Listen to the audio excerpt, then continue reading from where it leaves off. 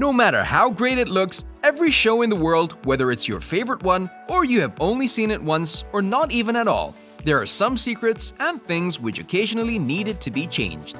On the other hand though, all of you must wonder what happened. Why is this like that? Why did they change this? Are just few of the questions every fan of a certain show asks. And today, we have the thing for you.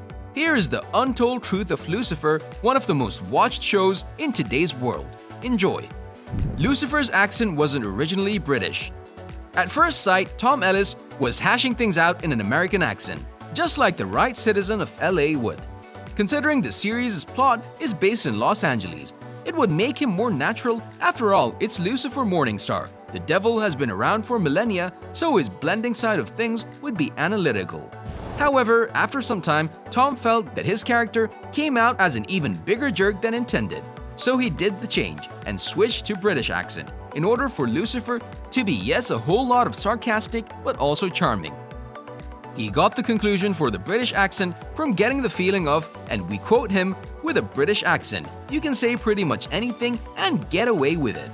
And we can safely say that he had made the right choice. But let's face it, we just can't imagine the devil without his suave, charming dialect. There are some downsides to this. You can say it is a little weird when the accent is showing up in Los Angeles. However, there's something in the perfect, dangerous, sexy British accent when you're dealing with the American audience. No, that was so ridiculous. This is Dad's latest stunt. David Bowie. Mike Carey is the author of the graphic novel Lucifer and said that his initial inspiration for the character came from the one and only David Bowie.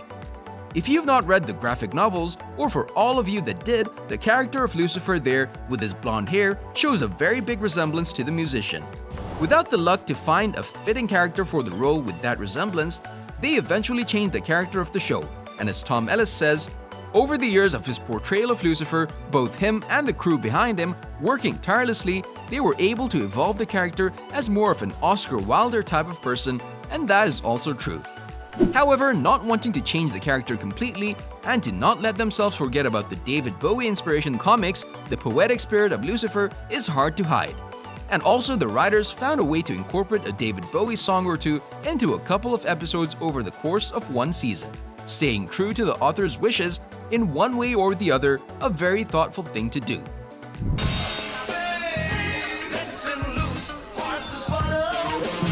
Lux is more than you think. One of the most common threads between the two, the comics and the TV show, is Lux, Lucifer's Nightclub. No matter the changes the writers made, it was obvious that his base of operations had to be set in stone when the TV adaptation was on the table. Unlike other things, Lucifer takes a lot of pride in his club, and when you dig deeper, he actually dove straight into his own lore when his idea of a nightclub occurred, his settlement on the name of his infamous nightclub. To Los Angeles citizens known as Lux, every night the club is action-packed with shiny dresses and sharp rainmakers.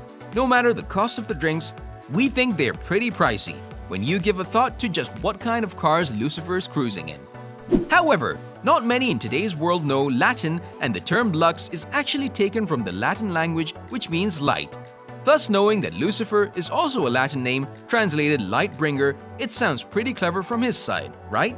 Yes, he was not quite literal with the meaning, with all the dark tiles and dim lights, but it is a great reflection to his character, a chase for the feeling without anyone even noticing. Learning about your beloved humanity. By dancing at my club. Well, I saw the people on... Lucifer got away with it. Next on the list, we have one hell of a distant memory. To summarize it, without giving out any spoilers and rather let you take a look at what we're talking about, the Season 1 finale was a shocker. Not only did it leave the fans wondering how the show got away with things, but the writers too were in the same basket. The Season 1 executive producer, Joe Henderson, admitted that he was unsure if Fox would let him get away with what he had in mind. The answer was pretty surprising, to say the least, when Joe and Fox talked about the season finale and what he has in store for it. The effort to try and really sell the ending was the thing that pushed the deal through. So, after telling the network, Joe was shocked, as his pitch was simply put, an idea, kind of crazy, and not sure how you'll take it too.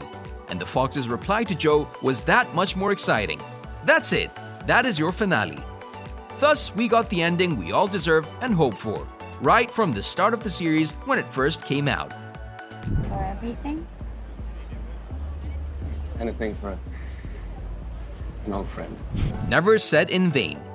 As you would expect, Lucifer pulls its structure from religious mythology. There are angels, demons, and all kinds of ancient beings involved in the story. The big plus of the series is of course the clever use of the well-known stories, taking them and then filtering them through the looking glass of the show's format. On the other hand, given the fact that the show stays close to the Bible, it is surprising that there has not been even one mention of its recognized character, Jesus.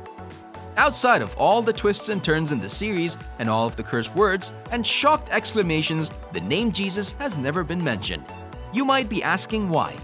Well, as the showrunner said, they didn't want to deal with all the chaos it would have brought up with his mention.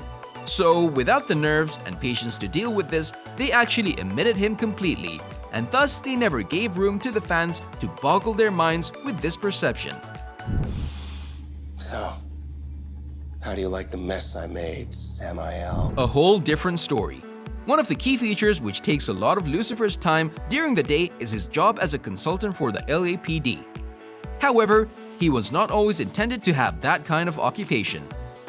The intention for Lucifer in the City of Angels was originally for the devil to live in Los Angeles and interact with seedy characters.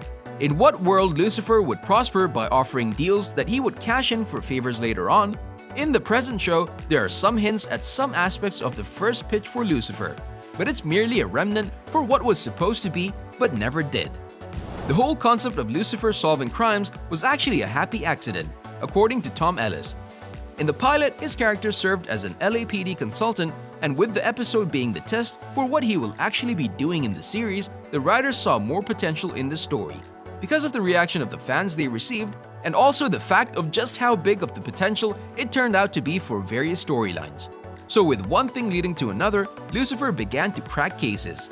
The two sides of this story are that, in an interesting way, the version of him we have now is more relatable to all of us, and also the hint of nobility we get from his pursuit of justice. On the other side, with Lucifer being, well, more like Lucifer, we would have gotten a more devilish side of him, and we would have lost one of the favorite things we all like to hear, his distinctive nasally tone usage when the detective is in consideration. But sadly, we never got to see the truth about the true Lucifer, so we're stuck with this one, and it is definitely not a bad version of Lucifer to be on his side. Oh, well, that is perfect, detective. My shenanigans leading to a break in the case. On a related note, tell us down in the comment section below what would you change for the handsome devil and why. And also don't forget to like, subscribe, and hit the bell icon if you'd like to see more videos like this in the future.